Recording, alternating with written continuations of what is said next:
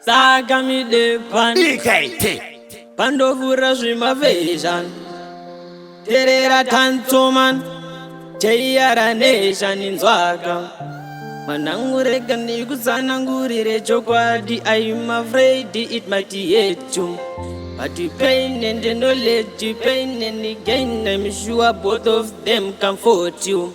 So bless all my single mothers, ane vanokura vasina mafathers, amwe varikunochengedza kuna gogazi kuti life ite easy mudonazi. So bless up, bless up, bless up, bless up. Life ichioma sema press up, bless up, oh bless up.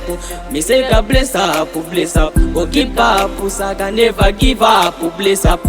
Ndakaita numbu aigoti pregnant, nekodza cheyara kuramba ari silent, akutanga kutaura kuti ndaimuchita zvisina basa zvanapatinana sepa. Arikundudza kuti he was pretending, ane wake chaiye vakatoronga waiting. Stop calling me, stop disturbing, kwari ndave stress, I need some space.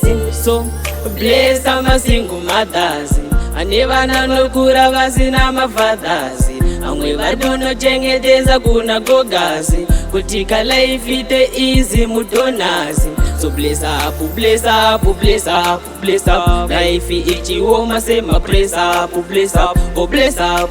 Me say bless up, bless up, oh keep up, Sakah never give up, bless up. Mwanangu ndaitomuda nemoyo wese, live neruna moyo ndakatompa zvese. Iye akuta chadi kundona zvachose, maybe mwana ndo atingatochengeta teseka.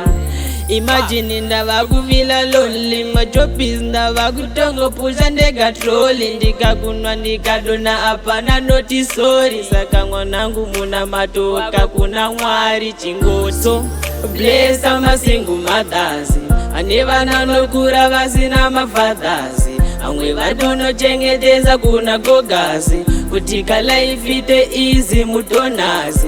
So bless up, bless up, bless up, bless up. Life ichioma sema press up, bless up, oh bless up.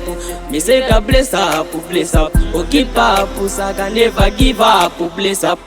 Inzwaka DKT Palace zvakanga zvandiomera, ndiri ndega kutusha wekuchemera, kumba kwacho kwananga ndatongotizira, akundiudza kuti kumba kwenyu dzokera.